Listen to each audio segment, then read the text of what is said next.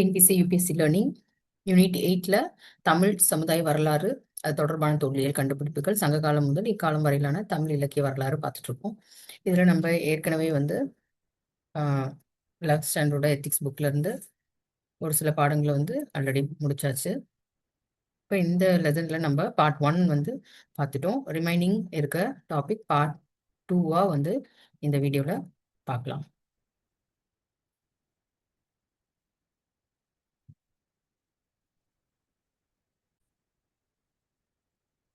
Unit 8 இரண்டாவது பாட்டு தமிழ் இலக்கியங்கள் உணர்த்தும் வாழ்வியல் நெறிகள் இந்த வீடியோல பார்க்கலாம்.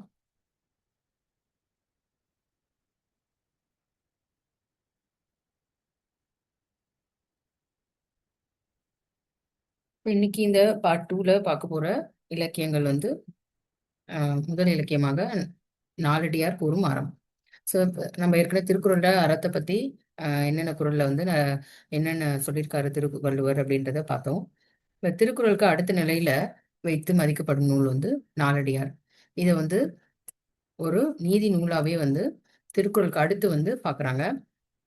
இதை வந்து நம்ம ஒரு பழமொழியிலையும் நம்ம வந்து தெரிஞ்சுக்கலாம். நாடும் இரண்டும் சொல்லுக்குருதின்றது வந்து நாலடியார் திருக்குறளோடு ஒத்த பெருமையுள்ள நூல் அப்படின்றது வந்து நமக்கு சொல்றது. இந்த நூல்ல வந்து சமண முனிவர்கள் நிறைய பேர் வந்து பாடியிருக்காங்க. பதுமனார் அப்படின்றவர் வந்து தொகுத்திருக்காரு. பாடல்ல பாடினவங்க சமண முனிவர்கள், அதை தொகுத்தவர் வந்து பதுமனார் அப்படின்றவர். திருக்குறள்ல உள்ள நிறைய கருத்துக்கள் வந்து நாலடியார்ல நம்ம பார்க்கலாம். திருக்குறளுக்கு அடுத்த நீதி நூல் அப்படின்னு கேட்டாங்கன்னா அது நாலடியார்ன்றதை நீங்க மைண்ட்ல வச்சுக்கோங்க. துறவரத்தை பாடி பாராட்டி பேசுதல், இப்போ உலக இன்பத்தை வெறுத்தல், ஊழ்வினை, மறுபிறப்பு, புலால் உண்ணாமை, உயிர்கொலை புரியாமை, இதெல்லாம் தான் வந்து சமண சமயத்தோட கொள்கைகளா இந்த நாலடியார் இதுல வந்து வலியுறுத்தி இருக்காரு. சோ இதுல அவர் சொல்ற அறிவும் ஒழுக்கம் என்னன்றதை பாருங்க. வாழ்க்கைன்றது வந்து நிலை இல்லாது, செல்வமும் அதே போல நிலை இல்லாது. அதனால அரசியல்களை செஞ்சு காலம் இடம் அப்படின்னு சொல்லிட்டு இந்த இடத்துல தான் செய்வேன் இப்பதான் செய்வேன் அது மாதிரிலாம் அரசியல் செய்யறதுக்கு பார்க்காம தொடர்ந்து செஞ்சுட்டே வாங்க அப்படின்றத இதுல வலியுறுத்தியிருப்பாங்க. இப்ப கரும்பு சாற்று போல மற்றவர்களுக்கு பயன்படும்படி நம்மளோட வாழ்க்கை வந்து அமைத்துக் கொள்ள வேண்டும் அப்படின்னு சொல்றாரு. செல்வத்தை வந்து நல்ல வழியில தான் சேர்க்கணும், தீய வழியில சேர்க்கக்கூடாது. அதே போல அந்த செல்வம் வந்து நிறைய பேருக்கு பகிர்ந்தளிக்க வேண்டும். நம்ம நம்மகிட்ட இருக்க செல்வத்தை அதே போல கற்றறிந்தவர்களுடைய நட்பு வந்து அடி கரும்பை உண்பது போலாகும் அப்படின்னு சொல்லிட்டு கற்றறிந்தவர்களோட நட்பை வந்து ஒப்பிட்டு சொல்றாரு. நற்பண்பும் அன்பும் இல்லாதவர் நட்பு வந்து நுனி கரும்பு போல இருக்கும். இந்த ரெண்டு இது வந்து இங்க சொல்லியிருக்காங்க. இது ரொம்ப முக்கியம். கலர் நிலம்னா என்ன? அது வந்து யூஸ் இல்லாத ஒரு லேண்ட், அதுல நிறைய சத்துக்கள் இருக்காது, அதுதான் கலர் நிலம். கலர் நிலத்திலே விளைந்தாலும் உப்பை நல்ல விளைநிலத்திலே பிறந்த நெல்லுக்கு இணையாகவே கருதுவர். இப்ப அந்த சரியில்லாத நிலத்துல கிடைக்கிற உப்பு வந்து நல்ல நிலத்துல கிடைக்கிற நெல்லுக்கு சமமா தான் வந்து எல்லாரும் நினைப்பாங்க. அது பிறப்பை கொண்டு மட்டும் ஒருவரை வந்து உயர்ந்தவர் தாழ்ந்தவர் அப்படின்னு சொல்லிட்டு சொல்லக்கூடாது. இங்க வந்து நம்ம ஜாதிகள் சமயங்கள்னு எதுவும் குறிப்பிடப்படல. ஆனா பிறப்பை வச்சு ஒருத்தர் உயர்ந்த இடத்துல பிறந்தாரு, தாழ்ந்த இடத்துல பிறந்தாருன்னு வச்சு அவங்க உயர்ந்த இடத்துல பிறந்தனால அவங்க உயர்ந்தவங்க, தாழ்ந்த இடத்துல பிறந்தனால அவங்க தாழ்ந்தவங்க, புவரா இருக்கவங்கனால அவங்க தாழ்ந்தவங்க, இது மாதிரியான கருத்துக்கள் எல்லாம் இருக்கக்கூடாது அப்படின்றத இதோட உட்கருத்து. அவங்க எங்க பிறந்திருந்தாலும் கற்றறிந்தவரா இருந்தா அவரு சிறந்தவர் அப்படின்றது வந்து இங்க வந்து அவர் வலியுறுத்துறாரு. அறிவும் ஒழுக்கமும் இது ரெண்டு தான் வந்து மக்களுக்கு மதிப்பை தரும் அப்படின்ற கொள்கை தான் நாலடியார் எடுத்து வைக்கிறார். அதுக்கான லைன் தான் இது அந்த பாடல் வரியில இருந்து எடுத்திருக்காங்க. இப்போ அறிவே தெளிவில்லாதவர்களுடைய நட்பை விட அவர்களின் பகையே நல்லது அப்படின்னு சொல்றாரு. அது மாதிரியான நட்பே வேண்டாம் அப்படின்னு. எந்த வகை மருந்தினாலும் தீர்க்க முடியாத நோய் வந்து எவ்வளவு கொடுமையோ அது மாதிரி ஒரு இடத்துல இல்லாத பெருமை கூறி புகழ்வதை விட, அவர்கிட்ட அந்த ஒரு கேரக்டரிஸ்டிக்கோ ஒரு இதுவே இருக்காது. ஆனா அவர் நம்ம வந்து என்ன பண்ணுவோம், ஐஸ் வைக்கிறோம் சொல்றோம்ல, அதுதான் பெருமை. அது மாதிரி கூறதை விட அவரு நம்ம பகைச்சிட்டாலும் பரவாயில்ல அப்படின்னு சொல்லிட்டு ஒரு எளிய கருத்துக்களை தான் கூறணும் அப்படின்னு நாலடியார் மனிதர்களுக்கு மனதை வந்து அது வந்து பண்படுத்தும் அப்படின்றத சொல்றாரு. அதுக்கப்புறம் வந்த பிற்கால அறநூல்கள், திருக்குறளுக்கு பின்னாடியும் அறக்கருத்துக்களை எடுத்துரைக்கும் பல நூல்கள் வந்து வந்துச்சு. அதுல வந்து சொல்லணும் அப்படின்னா அவையார் பாடிய ஆத்திச்சுடி, ஒன்றை வேந்தன், மூதுரை, நல்வழி. ஔவையார் பாடினது இந்த 4 இது வந்து நமக்கு இங்க குடுத்துருக்காங்க. இதையே கூட நமக்கு வந்து மேட்ச் த ஃபாலோயிங் சென்டென்சஸ் இதெல்லாம் கேட்க வாய்ப்பு உண்டு. ஒண்ண மாத்தி கேட்டாங்க அப்படின்னா கூட நம்ம மிஸ் மேட்ச்டு பேர்லயோ இல்ல வந்து ட்ரூ சென்டென்ஸ் ஃபால்ஸ் சென்டென்ஸ்ல வந்து நம்ம வந்து இது பண்ணுவோம். அதனால இந்த வரியை வந்து எழுதி வச்சுக்கோங்க. இது எல்லாமே அறம் உரைக்கும் நூல்கள் சொல்லியிருக்காங்க. அப்ப அறம் உரைக்கும் நூல்கள் ஔவையாருடையது எது எது அப்படின்னா ஆத்திச்சூடி, கொன்றைவேந்தன், மூதுரை, நல்வழி. ஸோ அவரை தொடர்ந்து நிறைய பேர் நீதி நூல்களை ஏற்றிருக்காங்க. அதுல வெற்றி வேட்கை, நீதி நேரி விளக்கம், அறநெறிச்சாரம், நீதி வெண்பா இதெல்லாம் வந்து ஒரு சில அறநூட்கள். ஸோ இது எல்லாமே அறநூல்கள்ன்றத வந்து நம்ம எழுதி வச்சுக்கணும் லிஸ்ட் போட்டு. ஔவையாரை பின்பற்றி ஆத்திச்சூடி இயற்றியுள்ள பலர் வந்து ஆத்திச்சூடியை ஏற்றிருக்காங்க.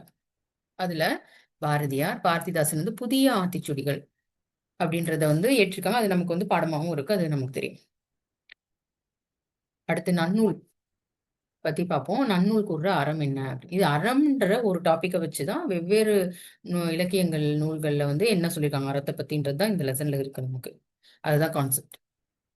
தொல்காப்பியத்தின் வழிநூலாக விளங்கும் இலக்கண நூல் நன்னூல். இந்த இந்த இது சென்டென்ஸ் ரொம்ப முக்கியம். தொல்காப்பியத்தோட வழிநூலாக விளங்கும் நூல் நன்னூல் எழுதி வச்சுக்கோங்க. பவந்தி முனிவரால் இயற்றப்பட்டது இது. ஆத்தர் வந்து பவந்தி முனிவர். எழுத்து சொல் என 2 அதிகாரங்கள் இருக்கு. ஸோ 2 அதிகாரம் இருக்கு. பவனி முனிவர் வந்து இயற்றிருக்காரு. இது வந்து தொல்காப்பியத்தின் வழிநூலாக விளங்கும் இலக்கண நூல். இந்த 3 பாயிண்ட் இருக்கு நன்னூல் பத்தி. 2 அதிகாரம் தான் இருக்கு. அது எழுத்து சொல். இந்நூல் வந்து பொதுப்பாயிரம் நூலை பற்றியும் பொதுப்பாயிரம் நூலை பற்றியும் நல்லாசிரியர் ஆகாதவர், நல்ல மாணாக்கர் நன்மாணாக்கர் ஆகாதவர் இயல்புகளை பற்றி தான் கூறுது. இதுதான் இந்த நூலோட உட்கருத்து. ஸோ அதே போல ஆசிரியர் நூலை வந்து மாணாக்கருக்கு கற்பித்தல், மாணாக்கர் கற்றுக்கொள்ளல், இது ரெண்டையுமே வந்து இது வந்து சொல்லுது. இதுல ஆசிரியர் யாரு, நல்லாசிரியர் யாரு, ஆசிரியர் ஆகாத யாரு, நல்ல மாணாக்கர்கள் யாரு, அவங்களோட இயல்புகள் என்ன, அதெல்லாம் சொல்லியிருப்பாங்க. இப்ப நல்லாசிரியர் இயல்புகள் சொல்லி பார்த்தோம்னா அவருக்கு அற்குணம் உடையவரா இருக்கணும், பல நூல்களை கற்று தேர்ந்தவரா இருக்கணும், அவரு கத்துக்கிட்டத மாணாக்கர்களுக்கு எளிதா புரியிறவண்ணா எடுத்து சொல்லணும். அந்த அளவுக்கு அவருடைய சொல்வன்மை இருக்க வேண்டும். இவர் தான் வந்து நல்ல ஆசிரியர் அப்படின்ட்டு யார் சொல்றாங்க? நன்னூல் பவந்தி முனிவர் சொல்றாரு. அடுத்து, யார் ஆசிரியர் ஆகாதவர் இயல்புகளை கொண்டவர்? மாணவர்கள் எளிதில் புரிந்து கொள்ளும் வண்ணம் ஒரு பாடத்தை விவரிக்க முடிய திறமை இல்லாதவர்கள் நல்லாசிரியர் கிடையாது. இழிவான பண்புடையோர் நல்லாசிரியர் கிடையாது. மாணவர்கள் கற்றல் திறனை கண்டு பொறாமைப்படுவர் நல்லாசிரியர் கிடையாது. பொருளாசை மிக்கவர் நல்லாசிரியர் கிடையாது. தவறாக வழி நடத்துவர் கிடையாது. மாணவர் மனதில் அச்ச உணர்ச்சியை உண்டாக்குவரும் நல்லாசிரியர் கிடையாது. அடுத்து, நன்மாணாக்கர் இயல்புகள் என்ன அப்படின்னா, அல்லதை நீக்கி நல்லதை நாடும் இயல்புடையரா இருக்கணும். ஆசிரியர் கூறுறத மனசுல நிறுத்தி மீண்டும் மீண்டும் அதை நினைவு கூர்ந்து சிந்திப்பரா இருக்கணும். அவங்கதான் தலைமாணாக்கர்னு சொல்றாங்க. அவங்க கத்துக்கிட்டத திருப்பி திருப்பி சொல்லும் இயல்புடையவர் வந்து இடைமாணாக்கர். இங்கேயே வந்து கிளாசிபிகேஷன் பண்ணிடுறாரு. நல்ல மாணாக்கர்ன்றதுல தலைமாணாக்கர் யாருன்னா இந்த பண்பு இருக்குங்க. ஃபர்ஸ்ட் பாயிண்ட்ல சொல்ற மாதிரி. செகண்ட் பாயிண்ட்ல இருக்கிறது வந்து இடைமாணாக்கர். தாம் கற்றுக்கிறத திரும்ப திரும்ப சொல்லும் இயல்புடையவர். கற்றவற்றை மறந்தே விடுவர். அவங்க மறந்துடுறாங்களே, அவங்க வந்து கற்பதில் முழுமையா கவனம் செலுத்தல அப்படின்னு சொல்லிட்டு அர்த்தம். அவங்க மனசு அலைப்பாய்ந்து கொண்டிருந்தது அப்படின்னு சொல்லிட்டு அர்த்தம். ஆசிரியரை வருத்தி பாடம் கேட்கும் இயல்புடையவர். இப்ப இந்த நல் கருத்துக்களை மறந்துவிட்டு தீய கருத்துக்களை மட்டும் ஈஸியா உள்வாங்கிக்கணும். இவங்க வந்து கடை மாணாக்கர்கள் அப்படின்ட்டு 3 வகை மாணாக்கர்களை போயிக்கலாம். மாணாக்கர் இயல்பு இல்லாதவர், ஆகாதவர் இயல்பு. மாணாக்கருக்கே ஆக தகுதி இல்லாதவர்கள் இயல்பு யாருன்னா சோம்பேறி, செருக்கு உடையவன், காமம் கொண்டவன், திருடன், நோயாளி, அறிவில்லாதவன், மாறுபாடு உடையவன், சினம் கொள்ளுபவன், மிகுநேரம் உறங்குபவன், அறிவு நுட்பம் இல்லாதவன், பழைய நூல்களை கண்டு அஞ்சி தடுமாறும் உள்ளம் படைத்தவன். இவங்க எல்லாம் வந்து மாணாக்கர் ஆகிறதுக்கு தகுதி இல்லாதவங்க. அஞ்ச வேண்டியதுக்கு அஞ்சாம தீய செயல் புரிஞ்சு பொய் பேசுபவன். இவங்க எல்லாருமே வந்து மாணாக்கர் ஆகாதவர் அப்படின்னு நன்னூல்ல குறிப்பிடப்பட்டிருக்கு. இப்ப ஆசிரியர் மாணவர்கள் உறவு எப்படி இருக்கணும் அப்படின்னா, நெருப்பில் குளிர் காய்வது போல ஆசிரியர் மாணாக்கர்கள் உறவு இருக்கணும். மாணாக்கர்களை விட்டு அகலாமலும் அணுகாமலும் இருக்க வேண்டும். இப்போ கற்றல் கற்பித்தல் பணி வந்து சிறந்து இருக்கணும் அப்படின்னா இந்த உறவு முறை வந்து நீடிச்சு இருக்கணும் அப்படின்னு நன்னூலர் சொல்றார். நூலின் மாண்பு, இந்த நன்னூலோட மாண்பு அப்படின்னு பார்த்தோம்னா, அறியாமை நீக்கி அறிவை வளர்த்து மனிதனின் மனக்கோலை நீக்குவதை நூலின் மாண்பாக நன்னூலார் குறிப்பிடுகிறார். அது வந்து பொதுப்பாயிரம் குறிப்பிடப்பட்டுள்ளது. கற்றல் முறைமை, ஒரு விஷயத்தை நம்ம கத்துக்கிற முறை. ஒரு முறைக்கு பல முறை படித்தாலே முழு அறிவு கிடைக்கும் அப்படின்னு சொல்லிட்டு நன்னூலார் சொல்றார். இதையே நம்ம இப்ப சொல்லுவோம், வீட்டுல எல்லாம் கூட பேரண்ட்ஸ் சொல்லுவாங்க பிள்ளைங்களுக்கு, ஓ நீ பல முறை படிச்சாலும் ஒரு முறை எழுதிப்பாரு, அது 10 முறை படிச்சதுக்கு சமம். அது மாதிரி ஒரு முறை சொல்றாரு. இப்போ ஒரு விஷயத்த நம்ம பல முறை படிக்கும் போதே, ரிவிஷன் பண்ணும் போதே நமக்கு அதை பத்தி புரிஞ்சிடும். இதுதான் வந்து ஆக்சுவல் கற்றல் முறை அப்படின்றதையே சொல்றேன். இப்ப ஆசிரியர் கூறுவதை அப்படியே உள்வாங்கி கொண்டாலே கால் பகுதி நமக்கு மனசுல பதிஞ்சுன்றாரு. ஃபர்ஸ்ட் பாயிண்ட், கால் பகுதி அறிவே கிடைக்கும். கூட பயில்றாங்கல்ல, கூட படிக்கிற மாணவர்களோட உரையாடும் போது இன்னொரு கால் பகுதி நமக்கு வந்து புரிஞ்சிடும். அப்புறம் உடன் பயிலும் மாணவர்களுக்கு கற்றோர் நிறைந்த அவையிலும் விவரித்து அதை வந்து டீட்டெயிலா சொல்லும் போது ஒரு அரை பகுதி வந்து நமக்கு நிறைவடையும். ஸோ இது மாதிரி முழு அறிவு பெறுவதற்கு இதுதான் நெறிமுறைன்னு நன்னூல்ல சொல்லியிருக்காங்க. அந்த நூலில் தாம் கற்றறிந்தவற்றை உள்ள கற்பனையும் நடைமுறையும் ஆய்ந்து தெளியணும். இப்ப நம்ம ஒரு நூல் படிக்கிறோம்னா அதுல இருக்க கற்பனை நடைமுறை இது எல்லாத்தையும் தேடி திங்க் பண்ணி புரிஞ்சுக்கணும். படித்ததே பல முறை சிந்திக்கணும். இது எல்லாமே நம்ம டிஎன்பிஎஸ்சியில் படிக்கிற பிள்ளைங்களுக்கு சொல்ற மாதிரியே இருக்கு இல்லையா? இதை கூட நம்ம ட்ரை பண்ணி பார்க்கலாம். கண்டிப்பா இந்த முறை படிச்சா கண்டிப்பா அது சக்சஸ் தான். பல முறை படிக்கும் போது நமக்கு ப்ராக்டிஸ் ஆயிடும். காதுல கேட்டறிந்தவற்றை ஒப்பிட்டு பார்க்கணும். ஆசிரியருடன் அதை பகிர்ந்து அவர்கிட்ட அந்த டவுட்ஸ் எல்லாம் கிளியர் பண்ணிக்கணும். அடுத்து கல்வியியல் விருப்பம் மாணவர்கள் கூட தான் பழகணும். இது ரொம்ப முக்கியம். நம்ம குரூப்ல யார் வந்து படிக்கிற இதுவா இருக்காங்களோ அவங்ககிட்ட படிக்கும் போது தான் நமக்கு நிறைய விஷயங்கள் நம்ம பகிர்ந்துக்கும், நமக்கும் அறிவு கூட ஞாபகம் இருக்க வாய்ப்புகள் உண்டு. ஐயப்பாடு கூடி பேசி கலைந்து கொள்ளணும். இதுவும் ரொம்ப முக்கியம். இது எல்லாமே கற்றலுக்கான வழிகளா நன்னூல் கூறுகிறது. அடுத்த இலக்கியம் வந்து சிலப்பதிகாரம், மணிமேகலை. நமக்கு இப்ப காப்பிய மரபுல முதன்மை இடத்தை பெற்றிருக்கிறது சிலப்பதிகாரம். தமிழ் பண்பாட்டை, வாழ்க்கை முறையை, கலைகளை வந்து இது வந்து பதிவு செய்து, சிலப்பதிகாரத்தின் தலைமை மாந்தர்களாக கோவலனும் கண்ணகியும் இருக்காங்க. எந்த நகர்ல இந்த கதை வந்து வருது அப்படின்னா பூம்புகார் நகர்ல ஒரு பெரிய வணிக குடும்பத்தை பிறந்தவர்கள் கோவலன். நிறைய பல கலைகளை கற்று உயர்ந்த பண்புடன் திகழ்ந்தவன். கோவலனுக்கும் மாதவிக்கும் பிறந்த பெண் குழந்தை பெயர் சூட்டும் தருணத்தில் ஒரு சமயம் என் மூதாதையார் ஒருவர் நடுக்கடலில் சென்றபோது மரக்கலம் உடைந்து அலைக்கடலில் தவிக்க மணி பல்லவ தீவின் வாழும் பெண் தெய்வம் கரை சேர்த்தது. ஆதலால் என் முன்னோரை காப்பாற்றிய மணிமேகலா என்ற தெய்வத்தின் நினைவாக மணிமேகலை என்று பேர் சூட்டுறாங்க அவங்க மகளுக்கு. இதுதான் வந்து மணிமேகலைக்கு பேர் வர காரணம். மணிமேகலை வந்து மாதவி வந்து பொண்ணுக்கு ஏன் மணிமேகலை அப்படின்றது வந்து பேர் சூட்டணும்னு காரணத்தை சொல்லி கோவலன்கிட்ட சொல்றாங்க. ஸோ இந்த இந்த கூற்று வந்து கோவலன் வந்து செய்நன்றி மறவா பண்பினன் என்பதை புலப்படுத்துகிறது. யானையிடமிருந்து மூதிய ஒரே காத்த கோவலன் இங்க ஒரு ஸ்கல்ப்சர் இருக்கு, காமிக்கிறாங்க இல்லையா? இது பாத்தீங்கன்னா நமக்கு வந்து கோவலனோட பண்புகள் வந்து தெரியும். அதனால அவன் ஒரு கருணை காத்த மறவனா இருந்திருக்கான். பிரிந்த கணவன் மனைவியை பெரும் பொருள் கொடுத்து இல்லறவாழ் இணைத்து வைக்க செல்லா செல்வனாகவும் இருந்திருக்கான். தலைவனை இழந்து தடுமாறும் குடும்பத்தாருக்கு வந்து சுற்றத்தாருக்கு ஆறுதல் கூறுபவனா இருந்திருக்கான். அதை வந்து இந்த வரியில சொல்றாங்க. இல்லோர் செம்மலாகவும் அப்படின்னு சொல்லிட்டு புகழப்படுறார். பண்புகளை உடைய இத்தகைய பண்புகளை உடைய கோவலன் காதல் மனைவி கண்ணகியை மறந்து மாதவி என்ற கண்ணகியோடு வாழ்கிறான். இவ்வளவு உயரிய பண்புகள் கொண்டவரு இது மாதிரி பண்றாரு. இப்போ இந்த முன்னோர் தந்த செல்வம் அனைத்தையும் இழந்துடுறாரு இதனால. இப்போ கண்ணகியோடு அவர் கார் சிலம்போடும் புது வாழ்வு தேடி பூம்புகாருக்கு விட்டு புறப்படுறாரு. மதுரைக்கு வர இப்போ மதுரை நகர்ல மாத மாதரியிடம் அடைக்கலம் புகுந்து கார் சிலம்பை விற்க வந்து போறாரு. அப்போ வந்து கோவலன் வந்து அவரோட தவறை உணர்ந்து கண்ணகியிடம் வருத்தப்படுறாரு. இப்போ கற்கள் நிறைந்த அந்த சிலம்பு இருக்கு இல்லையா, அது அது வந்து அவங்க கொடுக்குறாங்க. அது அவர் எப்படி சொல்றாருன்னா, ஒரு கல்லுன்னு இருந்த ஒரு கானகதம்னா ஒரு வழி, ஒரு காடு. அதுல வந்து நடந்து வந்தா எவ்வளவு கஷ்டமா இருக்குமோ அது மாதிரியான துன்பத்தை வந்து நான் உனக்கு தந்தேன் அப்படின்றத அவர் வருந்தி வந்து சொல்றாங்க. இந்த பெற்றோர்களுக்கும் துன்பத்தை கொடுத்தேன் அப்படின்னு வருந்துறாரு. பொழுதை வந்து பயனின்றி கழிப்பவர்களோடும் காமுகர்களோடும் கூடி திறந்து பிற பழி சொல்லுக்கு ஆளான இதெல்லாம் அவர் வருத்தமா வந்து கண்ணகிடம் சொல்ற வார்த்தைகள்.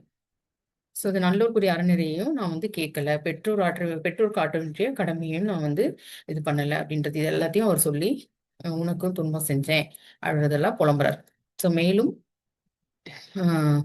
பரத்தமை தவிர பயனில்லா பேசுவோருடன் பழகி பொழுதை வீணை கழித்தேன், இதெல்லாம் அவர் சொல்ற வருந்தி சொல்ற வார்த்தைகள். போற்றா ஒழுக்கம் பொருந்தீர்னு கண்ணகியும் வந்து குற்றம் சாட்டுறா. இப்போ கோவலன் வந்து ஒழுக்க பிறழ்வு ஆயிட்டார் இல்லையா, களவு பழி சுமந்து என்ன ஆயிடுச்சுன்னா அவர் உயிரிழக்க காரணமா அமையுது. இதனால அந்த சிலம்ப விற்க போற இடத்துல அவர் வந்து திருடன் சொல்லி அவரை வந்து இது பண்ணி மன்னர் வந்து கொண்டுடுறாரு. தண்டனை கொடுத்து கொண்டுடுறாரு. அப்போ வந்து நற்குடி பிறப்போ பெருஞ்செல்வம் ஒழுக்கம் பிறந்தவனை காப்பாற்ற உதவாது அப்படின்றது வந்து இதுல இருந்து நாம தெரிஞ்சுக்கலாம். இது வந்து கோவலன் வந்து இறக்கு முன் வாக்கு மூலமா கொடுத்த மாதிரி கூட நம்ம தெரிஞ்சுக்கலாம். அப்போ வந்து ஒழுக்க பிளர்வு ஏற்பட்டாவே இதுதான் நிலைமை அப்படின்றத தெரிஞ்சுக்கலாம். இப்ப கோவலன் ஒழுக்க பிளர்வு அவன் இல்லறத்தையும் சிதைச்சிச்சு, பெற்றோரை வந்து துறவுக்கு தள்ளிச்சு, மாதவியை தீ குளிக்க செய்தது, கவுந்தியடிகளை வடக்கிருந்து உயிர்விட செய்தது, அப்புறம் வந்து பாண்டியனை கொன்று மதுரையை தீக்கிரையாக்கியது. சோ இது எல்லாமே அவன் ஒழுக்கின்மை காரணமா விளைந்த விளைவுகள் அவனை சார்ந்தவர்களுக்கு. தனிமனித ஒழுக்கக்கேடு வந்து சமுதாயத்தையே சீர்குலைச்சோம் அப்படின்றது இளங்கோவடிகள் வந்து இதுல கோவலனோட கதையை வச்சு நமக்கு உணர்த்துறார். ஸோ இப்போ இந்த அரச நீதியும் இதுல வந்து நிலைநாட்டப்பட்டுச்சு. ஸோ சிலம்புகள் வந்து திருட்டினா அப்படின்னு தான் வந்து அரசர் வந்து தண்டிப்பார். ஸோ அதனால வந்து அந்த சிலம்பு வந்து இந்த இதுல வந்து ஒரு வழக்குரை காதையா தமிழ் மன்னர்களின் நீதி வலுவாத சிறப்பினை வந்து பதிவு செய்கிறது. ஸோ அரசருக்குரிய பொற்சிலம்பினை திருடினான் அப்படின்றதுதான் குற்றம் இல்லையா கோவலன் மேல. அப்போ இந்த செய்தி வந்து கண்ணகி வந்து பாண்டியன் தன் கணவன் வந்து கல்வன் அல்ல அப்படின்றத வந்து ஒரு எவிடன்ஸோட வராங்க. அதனால பாண்டியன் வந்து தன் தவற்றை உணர்ந்து ஆஹ் யானோ அரசன் யானை கல்வன் நானும் அரசன் நான் தான் திருடேன் அப்படின்னு சொல்லி உயிர் விடுறாரு. இந்த அளவுக்கு வந்து நீதிக்கு வந்து உயிரை விட்ட மன்னர்கள் இருந்திருக்காங்க. இந்த செய்தியை வந்து கேள்விப்பட்ட சேர மன்னன் என்ன பண்றாரு, பாண்டிய மன்னன் தனது வளைந்து விட்ட தனது செங்கோலை உயிரை துறந்து நேராக்கினான். இப்போ அவரோட செங்கோல் வளைஞ்சிருச்சு கோவலனை தண்டிச்ச பிறகு. அது வந்து பாண்டிய மன்னன் வந்து ஒரு உயிரை விட்டு அந்த வளைஞ்ச செங்கோலை நிமித்திட்டாருன்னு சேர மன்னன் வந்து சொல்றாரு அவர் இறந்த பிறகு. இதுல இருந்து மன்னர்களோட நீதி வந்து தவறாத ஆட்சி முறை அப்படின்றது வந்து கொல்லப்படுது. மழை பெய்தாலும் குடிமக்கள் தவறு இழைத்தாலும் மன்னனையே வந்து குற்றம் சொல்லுவாங்க. குடிமக்கள் பசிப்பினி இதுல வந்து சிக்கினாலும் மன்னன் வந்து ஒழுங்கா ஆட்சி புரியல, அதனாலதான் வந்து அவருக்கு வந்து இந்த நாட்டுக்கு இந்த நிலைமை வந்துச்சு அப்படின்னு சொல்லிட்டு சொல்லுவாங்கன்றனாலே ரொம்ப நீதிமான்களா ஒவ்வொரு ஆட்சி முறையை அவங்க வந்து நடத்தியிருக்காங்க. இளங்கோவடிகள் வந்து சிலப்பதிகாரத்துல வந்து இந்த அடைக்கல காதை 76ல இருந்து 85 வரை ஒரு கற்பனை காட்சி அமைக்கிறார். அதுதான் வந்து ஒரு சகாப்தம் அப்படின்னு அது அது சகாப்தம் என்பதுதான். இதுல வந்து இந்த காட்சியை வந்து அவர் எப்படி சொல்றாரு அப்படின்னா சதுக்க பூதம் அப்படின்னு சொல்லிட்டு சொல்றாரு. இந்த பூதம் ஒன்று அறவழியிலிருந்து விலகுவதை தண்டிக்கும் அப்படின்ற மாதிரி அவர் வந்து அந்த காட்சியை வந்து அமைச்சிருக்கிறார். அது எப்படின்னா யார் யார் இல்லைன்னா கூடா ஒழுக்கத்தில் ஒழுகும் போலி துறவியர், தீநெறியில் ஒழுகும் பெண்டிடர், பிறர் மனை நயப்போர், பொய் சான்று பகர்வோர், புறங்கூறுவோர். பொய் சான்று பகர்வோர்னா அது பொய் சாட்சி சொல்றாங்களா அவங்க, புறங்கூறுவோர் காசிப்பிங். ஸோ இது மாதிரி எல்லாம் வரிசையா வந்து அவர் சொல்றாரு. இது உங்களுக்கு எல்லாம் வந்து இந்த பூதம் வந்து அவங்கள வந்து இது பண்ணோம் அப்படின்ற மாதிரி சொல்றாங்க. அதுக்கு ஒரு கதையை சொல்றாரு. ஹியோன்னு ஒருவன் உண்மை அறியாது கற்புடைய மங்கையை பற்றி அவள் கணவனிடம் பொய் சான்று கூறிவிட்டான். அப்போ அந்த பூதம் என்ன பண்ணுச்சான், அவனை புடைத்து உண்பதற்காக அவனை பிச்சு சாப்பிடுது, கயிற்றில் பிடித்து வைத்துச்சான் அவனை பிச்சு சாப்பிடுறதுக்காக. அதுல வந்து அவன் தாய் வந்து பார்த்துட்டு அழுது புரண்டு அவங்க மகனை வந்து விட சொல்லி அந்த பூதத்துக்கிட்ட கேக்குறாங்க. அதுக்கு அந்த பூதம் என்ன சொல்லுதுன்னா, நரகன் உயிருக்கு பதில் நல்ல உயிர் கொண்டு மேலான கதியை இழக்கும் தன்மை எனக்கு இல்லை அப்படின்னு சொல்லி அந்த எண்ணத்தை வந்து கைவிடு என்று கூறி பூதம் வந்து பொய் சாட்சி பகன்றவனை புடைத்து உண்பதுதான் சரி அப்படின்னு சொல்லிட்டு சொல்லுது. இது ஒரு கதை. அப்ப எந்த அளவுக்கு வந்து அறநெறி முக்கியன்றத இளங்கோவடிகள் வந்து அந்த இடத்துல வந்து திரும்ப திரும்ப வலியுறுத்துறார். அடுத்து மணிமேகலை அரச நீதி வழங்கும் முறையை பற்றி பேசுகிறது. அடுத்தது மணிமேகலை நூல். மணிமேகலை பின் தொடர்ந்த உதயகுமாரன் காயசண்டிகை கணவன் காஞ்சனால் கொல்லப்படுகிறான். ஸோ இதை கேட்டு உதயகுமாரன் வந்து உதயகுமாரோட தந்தை என்ன சொல்றாருன்னா, அரசனது காவல் இல்லாமையால் மாமுனிவர் தவம் மகளிர் கற்பும் இல்லாமை ஆகும். கன்றை இழந்த பசும் துயரத்தை போக்க தன் மகனை தேர்காலிட்டு முறை செய்த மனுநீதி சோழன் மரபில் ஒரு தீவினையாளன் வந்துட்டான் அப்படின்ற மாதிரி அவர் வந்து சொல்றார். அதனால உதயகுமாரனுடைய உடலை வந்து ஈமத்தியில் ஏற்றி விடுங்க அப்படின்னு சொல்லிட்டு அவங்க அப்பா வந்து சொல்றாரு. இந்த மனித சமுதாயத்துக்கு இதுல இருந்து என்ன புரியுதுன்னா, அடிப்படை தேவைகள் நமக்கு என்ன அப்படின்னா உணவு, உடை, உறை, இருப்பிடம் இல்லையா? இதை வந்து ஒரு மனிதனுக்கு வழங்கினாவே அது ஒரு பெரிய அறம் அப்படின்றத இந்த மணிமேகலையோட பாடல் வரிகள்ல வந்து அடிகள்ல வந்து சொல்றாங்க. உலகில நடைபெறும் நிறைய குற்ற செயல்கள் பசிப்பினியே காரணம். இப்போ அந்த பசிக்காக தான் திருடுறாங்க, பொய் சொல்றாங்க, கொலை பண்றாங்க அப்படின்றதுதான் இங்க வலியுறுத்துறாங்க. இதை போக்குவரத்துக்கு நம்ம முயற்சி செய்யணும். இப்ப இது போயிடுச்சு அப்படின்னா அந்த குற்ற செயல்கள் வந்து தடுக்க முடியும் அப்படின்னு மணிமேகலையில ஒரு மைய கருத்தை வச்சு பேசுறாங்க. ஸோ அரசனுக்கு நிகரான செல்வ செழிப்பு மிக்க கோவலன் வந்து ஒழுக்க கேட்டினால் தானும் அழிந்து தன் சுற்றத்தாரையும் அழித்தான் அப்படின்றது இதுல இருந்து தெரியும்.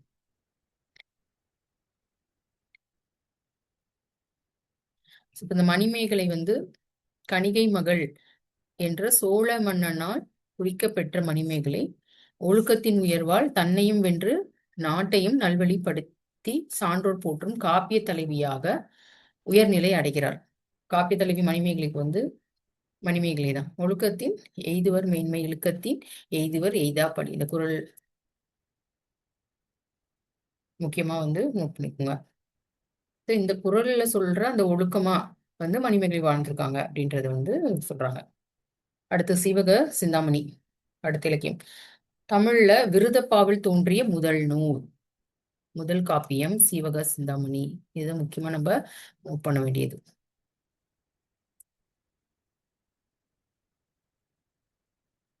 விருதப்பாவில் தோன்றிய முதல் காப்பிய நூல் சீவக சிந்தாமணி. இது சமண சமய கருத்துக்களை சொல்லுது. திருக்கத்தி தேவர் வந்து இதை எழுதியிருக்காரு. ஒரு சோலையில் நடந்த காட்சி மூலம் நிலையாமை அப்படின்ற கருத்தை வச்சு இதை விளக்குறாரு. இந்த கடுவன் ஒன்று பெண் குரங்கிற்கு பலாப்பழத்தை நகத்தால் கீறி பிளந்து நல்ல சுவைமிக்க சுளைகளை கொடுக்குது. அதனை மந்தி வாங்கியது. இந்த நேரத்தில் இரண்டு குரங்குகளும் அடித்து துரத்தி விட்டு தோட்டக்காரன் பலாப்பழத்தை பறித்து கொள்கிறான். இந்த நிகழ்ச்சியை கண்ட சீவகன் தன் தந்தை சச்சந்தனிடம் இருந்து கட்டியக்காரன் தங்களது நாட்டை பறித்து கொண்டதையும் அவனிடம் தான் தனது நாட்டை மீட்டதையும் நினைவு கூறுகிறான். ஸோ இந்த குரங்குகள் நடுவில் நடக்கிற அந்த இது வந்து இது மாதிரி அவர் ஒப்புமை பண்ணி சொல்றார். அப்போ மெலியவனிடமிருந்து வலியவன் வந்து நாட்டை கைப்பற்றுதல் வந்து தொடர்ந்து நடக்கிறது. அது வந்து அரசு அதிகாரமும் செல்வமும் அதனால வர அரசு அதிகாரமும் செல்வம் வந்து நிலையானது இல்லை அப்படின்னு சொல்லிட்டு அந்த அரசு பதவியை அவர் துறந்து விடுகிறார், ரிசைன் பண்ணிடுறார். இப்போ அரசன் வந்து அமைச்சரை பலமுறை அறைந்து தெளிய வேண்டும். அதனால பகை வெல்ல கருதினோன் உரிய காலமும் இடமும் வாய்க்கும் வரை தன் எண்ணத்தை வெளிப்படுத்தாமல் காத்திருக்கணும் அப்படின்னு சொல்லிட்டு சொல்றாரு. பிற உயிர்களை வந்து துன்பம் வர மாதிரி எதையுமே செய்யக்கூடாது. நம்ம வந்து வருத்தப்பட்டாலும் மற்றவங்க வந்து வருத்தல் அடையக்கூடாது.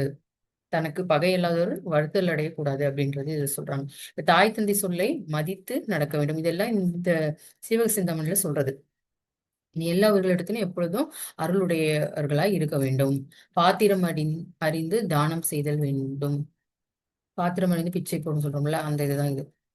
ஸோ இது மாதிரி வந்து நல்வழிகளை வந்து சொல்றாங்க சீவக சிந்தாமணி. அடுத்த இலக்கியம் வந்து வளையாபதி குண்டலகேசி. இதுல இருந்து பொய் கூறக்கூடாது, புறம் கூறக்கூடாது, யாரையும் இகழ்ந்து பேசக்கூடாது. ஸோ இதுதான் வந்து வளையாபதி குண்டலகேசியோட கருத்து. தீயவற்றையும் பேசி உடலை வளர்க்காதீங்க. உயிர் கொலை செய்து அதன் ஊனை உண்டு உங்கள் உயிரை வளர்க்க என்னாது. இது வந்து நம்ம நான்வெஜ் சாப்பிட்றோம்ல, அதை பத்தி அதான் சொல்றாங்க. இன்னொரு உயிரை கொண்டு நம்ம உயிரை வளர்க்கக்கூடாது.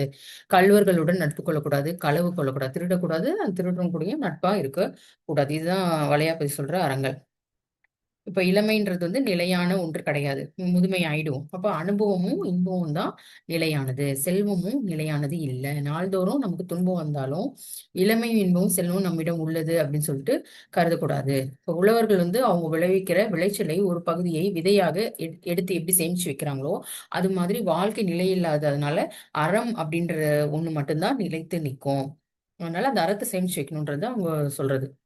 தாயாரோட வயிற்றுல கருவாகி நிலை முதல் கொண்டு பருவங்கள் பலவற்றை கரைந்து மூப்படைகிறோம் இல்லையா? ஒரு குழந்தை எப்படி ஒரு செல்லா இருந்த ஒரு குழந்தை வந்து ஒரு குழந்தையா மாறுது அந்த 10 மாசத்துல. அதே போல இறுதியில நம்ம இறக்க தான் போறோம் அப்படின்ற வாழ்வின் நிலையாமைய வந்து குண்டலகேசி சொல்லுது. அதுதான் இந்த வரிகள்.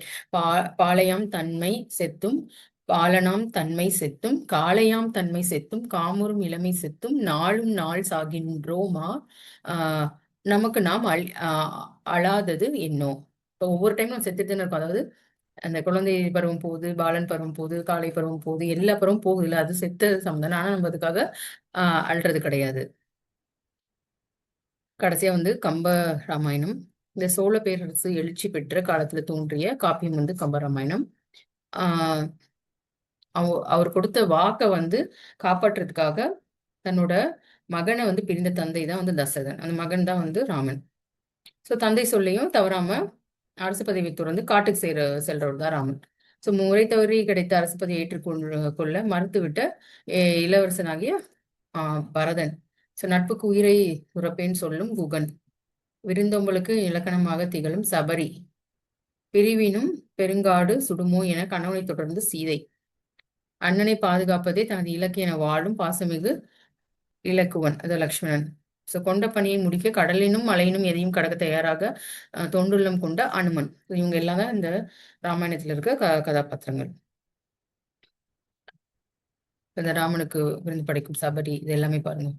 சோ ஏகம் முதல் கல்வி முளைத்து எழுந்து எண்ணில் கேள்வியாகும் முதல் தின்பனை போக்கி அருந்தவத்தின் சாகம் தலைத்து அன்பு அருதி. இது எல்லாமே இந்த கம்பராமாயணம் பாலகண்டத்துல இருந்து எடுக்கப்பட்டது. அந்த சபரி வந்து உணவு கொடுக்கறது தான் அப்படி எழுதியிருக்காங்க. இங்க வந்து கல்வி அப்படின்றது வித்து முளைத்து மேலோ விழுகிறது. இப்ப அந்த கல்விதான் வந்து விதை மாதிரி, அதுதான் வந்து மரமா வந்து வளரும். அது மாதிரி எண்ணற்ற பல நூல்கள் கேள்வியாகி கிளைகளை பரவு செய்யும். இப்ப நம்ம கேள்வி கேட்கதான் அந்த எண்ணங்கள் வந்து அது வந்து பரவ அதுக்கு நிறைய புத்தகங்கள்லாம் நம்ம படிக்கணும். சோ அரிய தவமாகி இலைகள் வந்து தலைக்கிறது. உயிர்கள் எடுத்து செலுத்த அன்பாகிய அருண்களோட மரம் முயல்கிறது. இப்ப அரசியல்கள் தான் வந்து மலர்களா இதுல வந்து இருக்கு. இது எல்லாமே இந்த வாழ்க்கையை வந்து குறிப்பிடுறது. அதுக்கு வித்தா வந்து இருக்கிறது வந்து கல்வி அப்படின்றது வந்து சொல்றாங்க. இந்த இன்ப அனுபவம் என்ற பழங்கள். பழங்களை வந்து எப்படி சொல்றாங்க, இன்ப அனுபவம் சொல்றாங்க. பழுத்த மரமே அயோத்தி மாநகர் அப்படின்னு சொல்லிட்டு இதுல ராமாயணத்துக்கு சொல்லக்கூடிய வார்த்தைகள். கல்வியால் அடக்கத்தால் நல்வாழ்வு, இது ரொம்ப முக்கியம் பாருங்க. இது நமக்கு கிளாஸ்ல சொன்னா புரியுமான்னு எனக்கு தெரியல. அது வந்து உணர்ந்து படிக்கும் போது உங்களுக்கு புரியும். இது வந்து நம்ம வந்து எக்ஸாம்ல வரலனாலும் நம்ம வாழ்வுக்காக நம்ம வந்து படிச்சுக்கலாம். கல்வியால் அடக்கம், அடக்கத்தால் நல்வாழ்வு. இப்ப இது ஒவ்வொரு நாளும் எப்படி வருதுன்றது பாருங்க. கல்வியால் அடக்கம் வரும், அடக்கத்தால் நல்வாழ்வு வரும், நல்வாழ்வால் பொருள் வரும், அப்புறம் நல்வழியில் பெற்ற அந்த பொருளால் அறம் வரும், அந்த அறத்தால் இன்பம் வரும், நல்ல அனுபவம் கிடைக்கும். இதுதான் வந்து கல்வியில ஆரம்பிச்சு நமக்கு இன்பத்துல முடியுது பாருங்க. கல்விதான் நமக்கு எல்லாத்தையுமே தரும். கல்வி அனைத்து அறத்திற்கும் அடிப்படை அப்படின்னு சொல்லிட்டு கம்மன் சொல்றாரு. அயோத்தி மாநகர்ல பிறந்த ராமன் நட்பண்புகளோட இது மாதிரிதான் இருந்திருக்காரு. இப்ப ராமாயணத்துல ராவணன் அவர் இருக்காரு இலங்கையில இருந்து இல்லையா. அவர் வந்து அவரும் நல்ல நற்குணங்கள் பெற்றவராக தான் இருந்திருக்கிறாரு. இசையில் வல்லவன், சிறந்த சிவபக்தன், தோல் வலிமையுடையவன், எட்டு திக்கும் யானைகளும் போரிட்டு மார்பில் விழுப்புண் பெற்ற வெற்றி கண்டவன். அதோடு தன் தமையன் செய்த தவற்றை இடித்துரைக்க தயங்காத துணிவு மிக்கவனாக சென்றோற்று கடனுக்காக உயிரை துறக்க துணிந்த கும்பகர்ணனோட தம்பி. தந்தை சொல்லுக்கு கட்டுப்பாட்டு போரில் ஈடுபடும் இந்திரஜித்து, ராவணனோட பையன். மேகநாதன் போன்ற வீரமிக்க புதல்வர்கள் முதலியவற்றை கொண்டவன். மேகநாதனும் இந்திரஜித்தும் ராவணனோட பசங்க. செல்வி வளத்திற்கு சிறந்த எடுத்துக்காட்டு திகழும் நாடு. குற்றம் சுற்றம் உடைய அவன் வந்து கெட்டொழிய அவன் கிட்ட இருந்த ஒரு அறமற்ற செயல் தான் காரணமா ஆகுது. மாற்றன் மனைவியை விரும்பும் போது அந்த பிரச்சனை வந்து அவர் வந்து மாட்டிக்கிறார். அடுத்து வெள்ளி பாரதம் காற்றும் அறம். இது நம்ம மகாபாரதம். இந்திய மொழிகள் அனைத்திலும் காணப்படும் இதிகாசங்கள் ஒன்று வந்து மகாபாரதம். வடமொழியில வியாசர் இயற்றியிருக்கிறார் இந்த பாரதத்தை. இதுல வந்து பாரத கதைகள்ல வில்லிபுத்தூர் பாரதம் அப்படின்ற பாரதமும் ஒன்று. அதுதான் இங்க கொடுத்துருக்காங்க நமக்கு. இந்த போட்டி பொறாமை சூது இதனால வர அந்த அறநெறி இல்லாத செயல்களால் ஒருத்தர் தோல்விதான் அடைய முடியும். அதே சான்றோர்கள் பெயரை கேட்கும்போது நல்வழியில இருந்து தீமையிலிருந்து வெளியில வந்து பெரிய இடத்துக்கு போக முடியும். அதுதான் இதோட உட்கருத்து. இது வந்து நம்ம குறள்லயும் சொல்லியிருக்காங்க. இங்க பாருங்க. உறவினருக்கு இடையே ஏற்படும் பொறாமை பண்பானது வஞ்சகம் துரோகம் போன்ற இழி செயல்களுக்கு இட்டு சென்று போரில் ஈடுபட வைக்கிறது. இந்த வரைக்கும் இதுதான் வந்து இந்த திருக்குறள்ல சொல்றாங்க. அழுக்காறு என ஒரு பாவி திருச்சற்று தீயுளி உய்த்துவிடும். குறள் 168. எத்தனையோ இடர்பாடுகள் வந்தாலும் தருமன் வந்து அந்த அறத்து மீது மாறாப்பட்டு கொண்டாரு. ஒற்றுமை வலிமை நிலைத்திருந்தது. பாண்டவர்கள் ஐவரும் என்ன பண்றாங்க, வெவ்வேறு சூழல்கள்ல பிறந்தாங்க. இருந்தாலும் சிறுவயது முதலே ஒற்றுமையா இருந்தாங்க. பலரால் போற்றப்பட்ட நன்பண்புகள் கொண்டிருந்தாங்க. இதுல வந்து பீமனோட வலிமையும் அர்ஜுனனோட வில்லாற்றலும் பல வெற்றிகளை கண்டது. இதனால் பொறாமை கொண்ட துரியோதனின் சூழ்ச்சியால் சூதாட்டத்துல தோக்குறாங்க. அதனால வனவாசம் மறைவாசத்துல துன்பப்படுறாங்க. போர்க்களத்தில் தம் புதல்வர்களை இழக்கிறாங்க. அதுக்கப்புறம் இத்தகைய சூழல்களிலும் ஒற்றுமையா இருந்து இறுதியில வெற்றி பெறாங்க. அவங்க தான் இந்த பஞ்ச பாண்டவர்கள். அதே வந்து அந்த பக்கம் வந்து 100 புதல்வர்களை கௌரவர்கள் எல்லாம் இருக்காங்க இல்லையா, 100 பேரா இருக்காங்க. அவங்கள மூத்தவன் தான் துரியோதனன். அவனோட தீய குணமும் துன்பத்துல தள்ளுது எல்லாரையும். தீங்கொரு வடிவமும் திறன் சுயோதனன் அப்படின்றத துரியோதனன் வில்லிபுத்துரார் அறிமுகப்படுத்துகிறார். வில்லி பாரதத்தை பத்தி தான் நம்ம பார்க்கிறோம். இந்த மகாபாரதம் ஃபுல்லா பார்க்கல, அந்த வில்லி பாரதத்தை தான் இங்க கொடுத்துருக்காங்க. துரியோதனன் பாண்டவர்களிடம் சிறு வயது முதலே பகைமையா இருக்கான். பேராசையும் அவனுக்கு வந்து இருக்கு. அதனால நாட்டை வந்து பாண்டவர்களுக்கு பகிர்ந்தளிக்க விரும்பவில்லை. துரியோதனன் வந்து சூழ்ச்சி, வஞ்சம், பெண்மை இழிப்படுத்துதல், பெரியவர்களை அவமதித்தல், இந்த தீய குணங்களோட இருக்கிறான்.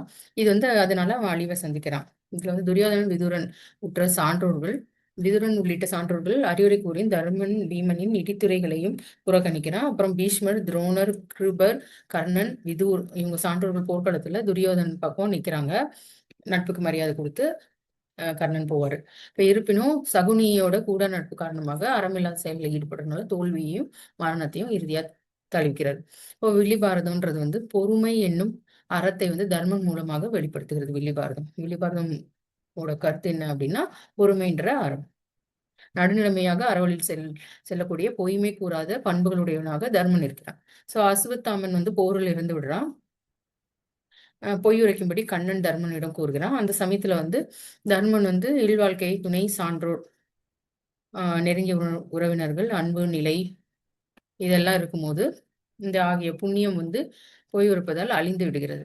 ஸோ என்ன ஆகுது, கண்ணன் பாண்டவர்களுக்காக துரியோதனனிடம் தூது செல்றாரு. அப்போதும் விதுரனன் மாளிகையில் தங்குகிறார். அதுக்காக காரணத்தை துரியோதனன் கேட்கிறான். அது கண்ணன் வந்து இந்த பாட்டை வந்து சொல்லுவாரு, இதுல இருக்க சொல்லுவாரு. நல்லறிவுடைய அமைச்சராய் இருந்தும் அரசாட்சி வேண்டுமென்றே கெடுத்ததாலும் சான்றோர் மொழியை புறக்கணித்ததாலும் பிறர் செய்த உதவியை மறுத்ததாலும் ஒருவர் வாழும் வீட்டில் உணவு உண்டு அவருடனே சினந்து போர் செய்யும் நினைத்தாலும் ஆகிய 4 செயல்களும் செய்பவர்கள் வந்து சூரிய சந்திரன்கள் வரை துன்பம் அனுபவிப்பார். அதாவது சூரியன் சந்திரன் இருக்கிற வரைக்கும் அவன் வாழ்நாள் ஃபுல்லா துன்பத்தை அனுபவிப்பான் அப்படின்னு சொல்றான். இப்ப இது சூதாட்டத்துக்கு அழைக்கிறாரு துரியோதனன். மறுமொழி தர்மன் வந்து சினம் கொள்றாரு. மற்றவரின் குற்றங்களை எடுத்து கூறி தூற்றுறது, ஒருவரிடம் முதல் நட்பு கொண்டு பின்பு அவர்கிட்டயே வந்து பகைமை பாராட்டுதல், சூதாடுதலை விரும்புதல், இது எல்லாமே வந்து என்ன ஆகுது அப்படின்னா தீமையை பயக்கும் அப்படின்றத இந்த பாடல்ல சொல்றாங்க. இது மாதிரி அந்த ஒரு அறநெறியை நம்ம மீறும் போது கூட இது மாதிரி வந்து பிரச்சனைகள் வருது. அப்போ பாரத போர்லயும் நெறிமுறைகளை மீறி பாண்டவர்கள் புதல்வர்களை கொண்ட அஸ்வத்தாமனிடம் துரியோதனன் பாலன் மகுடம் துணிந்து இன்று என் வீரியம் என்னை நினைத்து செயலை செய்தாய், எங்கள் குல கொழுந்துகளை கொன்று விட்டாய் அப்படின்னு சொல்றாரு. இப்ப எங்களுக்கு தலைமுறையே இல்லாம போயிடுச்சு அப்படின்றத சொல்றாரு. அப்போ வந்து போர்க்களத்துல அறம் பிழறாத நெறிமுறை வலியுறுத்தப்படுகிறது. போர் யுக்திகளில் கையாள்வதில நெறிய வந்து அறநெறிகளை போர் இதுல வந்து கையாளணும் அப்படின்னு. இது வந்து வில்லிபுத்தூரார் வந்து இந்த காப்பியத்துல மத்தவங்களுக்கு வந்து இந்த அறக்கருத்துக்களை இது மாதிரி நம்மளோட தமிழ் இலக்கியங்கள் காட்டும் வாழ்வியல் நெறிகள் நிறைய வந்து இதுல இருக்கு. இந்த பாஞ்சாலியை வந்து துயில் உரைப்பாங்க, இதெல்லாமே இருக்கு இல்லையா. சோ இது எல்லாமே வந்து தாய்மையை வந்து பகைக்கிற மாதிரி இருக்கு. அது மாதிரி இதுல நம்ம நிறைய பெண்கள் வந்து துன்பப்படுறதுக்கு இருக்கிற குடும்பங்கள் வந்து இது மாதிரி ஆயிடுது. இப்ப கண்ணகி, சீதை, பாஞ்சாலி இவங்க எல்லாருமே வந்து துன்பப்படுறாங்க அந்த ஒவ்வொரு காப்பியத்திலையும். இதுல வந்து பொறுமைக்கு தர்மன், ராமன், நட்பிற்கு குகன், கர்ணன் வந்து நட்பிற்கு வந்து குகன் கர்ணன், தொண்டிற்கு வந்து லக்குணன் அனுமன், ஈகைக்கு கர்ணன், நீதி வலுவா அரசாட்சிக்கு பாண்டியன், தியாகத்திற்கு வந்து பீஷ்மர் பரதர், விவேகத்திற்கு விதுரன். ஸோ ஒவ்வொரு காப்பியத்திலையும் ஒவ்வொரு வாழ்வியல் நெறிகளை வந்து ஒவ்வொரு கேரக்டர் வச்சு நமக்கு வந்து சொல்றாங்க. இப்போ கூடா நட்பிற்கு கூனி சகுனி இவங்கெல்லாம் இதுல ஒவ்வொரு இதுவா வருது பாருங்க, அதை பார்த்துக்கோங்க. படிச்சு நீங்க பார்த்துக்கணும். நீங்களும் ஒரு வாட்டி இந்த லெசனை வந்து கோ த்ரூ பண்ணுங்க. அந்த வீடியோஸ் பார்த்த பிறகு கூட அப்போ உங்களுக்கு மனசுல வந்து திரும்ப திரும்ப ப்ராக்டிஸ் பண்ண போது உங்களுக்கு வந்து அது நல்லா புரியும் இன்னும். இதுவும் இந்த பாக்ஸும் ரொம்ப இம்பார்ட்டன்ட். இந்த வரிகள் பாருங்க. அறநிலை திரியா அன்பின் அவயம் புறநானூறு 71. அதே போல முறையுடைய அரசன் செங்கோல் அவைத்து குறுந்தொகை அரசு கோல் கோடினும் அறங்கூறு அவயம் சிலப்பதிகாரம். இதெல்லாம் நீதி வழங்கியமையை அறங்கூற்று அவயம் அப்படின்ற இது மூலியமா நம்ம தெரிஞ்சுக்க முடியுது இந்த அறநூல்கள். ஸோ இந்த பார்ட் 2 வீடியோவோட இந்த லெசன் நமக்கு முடிஞ்சுது. அடுத்த லெசன் அடுத்த வீடியோவில் பார்க்கலாம். Like, comment and share, subscribe my channel. Thank you.